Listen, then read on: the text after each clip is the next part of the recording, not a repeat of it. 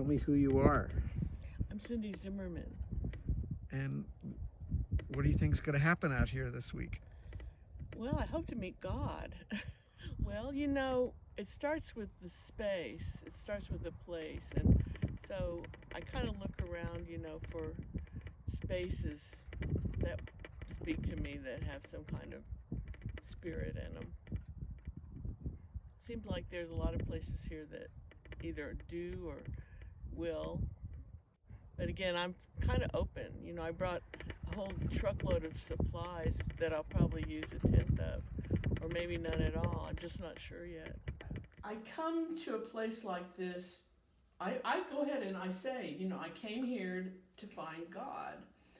And what I mean by that is not a religious God and not an art God, either one, but it is like I'm making up my own religion. And the reason I'm doing that is the way I was raised, in which religion basically set up everything, the way you interact with objects, the way you make things, the way you think, whether or not you have permission to do things. And it was a heavy thing to have to deal with. Let's see.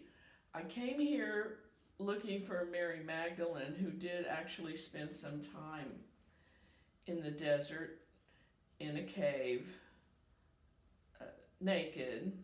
And I think it had to do with the whole shame-based idea around her, which is my larger enterprise in the last couple of years, is to lift her out of that sad sack version into a more defiant and pleasure-oriented version who's not ashamed of anything she is or was, and also in her whole power that she was an apostle just like the other guys.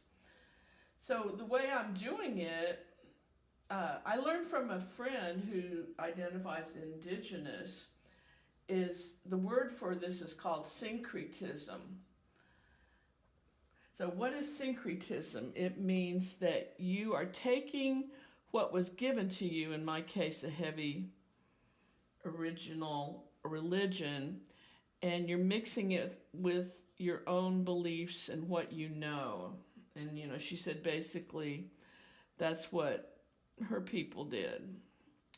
So syncretism is the enterprise, and in my specific case, I'm trying to have a few laughs. And what really got me going into the laughter mode is another thing the church fathers did besides send her into the desert for her shame, is they got into this idea that she could be portrayed all covered in fur. Now, I don't mean a hair shirt, and I don't mean just long hair like Lady Godiva, but actually sprouting fur all over her body, like a pelt. And that was a real aha moment for me. It's like, oh, I can have some fun with this. And also then I won't be embarrassed for my grandchildren to see these nudes I want to paint, because I can just tell them she's in a gorilla suit. And, it's a costume. But it's been so much fun every time I paint these, like these ladies, these 1, 2, 3, 4, 5, 6, 7, 8 desert mothers, they will eventually be covered in fur too. I made those little clay figures because I needed to play, but I also made them trying to summon spirits. And they're out in the place now in all their different locations, not only sending out vibes, but also they're watchers and they're transmitting back to me because I kept one for myself. So when I find God, and I find God sort of regularly, and I knew I would find that if I came here to Desert Dairy, it's in a stillness where I can hear my own voice. Really, my religion I make up is just me. the voices I hear, I know they're not coming out of the TV set. I know they're really my voice. But sometimes I need the stillness, and I definitely need the permission. Sometimes I go for a long time of not being prolific. But when I need a jump start to get back to where my God is, or my version of God, or I used to always say goddess, it doesn't matter to me so much now.